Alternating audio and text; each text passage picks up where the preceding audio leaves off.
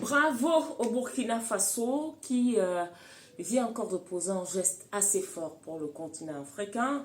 Une preuve justement de souveraineté. Il ne s'agit pas seulement pour ces trois pays de l'AES, à savoir le Niger, le Mali et le Burkina Faso, de bavarder.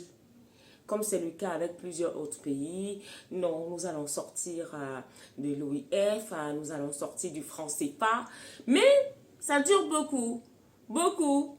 Beaucoup vous disent la solution pour être souverain sur le continent, c'est de sortir du franc CFA. Mais avant le franc CFA, il y a la langue, ce que je parle là, ça ne me plaît pas. J'ai envie d'ouvrir ma caméra et de parler malinké, mandingue, douala, féfé, parler encore quoi, mina, sango. C'est pourquoi moi je me bats tout le temps à donner des petits mots, mais personne ne m'a jamais dit, mais écoute Dinda, je sens que tu adores le sango. Viens épouser mon frère. Viens épouser par exemple mon ami. Avec lui, 1 an, tu parleras bien sango. Personne. Je dis bien personne ne m'a donné cette idée.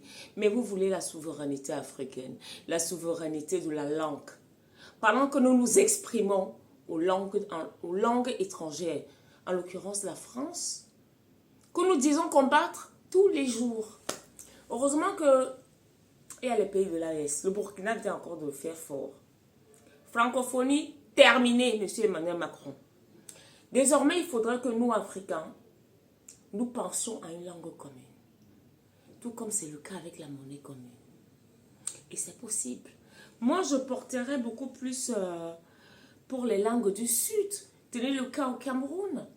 C'est la même langue qui est parlée au Gabon. Je crois également en Guinée équatoriale. Des langues qui se retrouvent, qui se rejoignent, les mêmes mots. Si peut-être l'art culinaire est pratiquement la même, pourquoi pas au niveau des langues? Pourquoi toujours parler comme ces gens-là? Moi, petit challenge, donnons-nous un temps dans nos écoles, commençons à enseigner nos propres langues.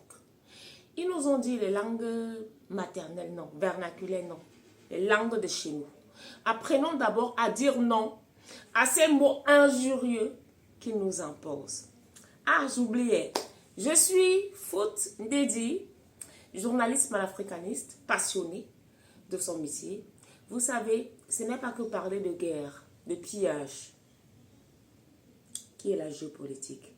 La première base, c'est comment vivons-nous. La première base, c'est ce que je suis en train de dire. La langue. Enseignons les langues dans nos écoles.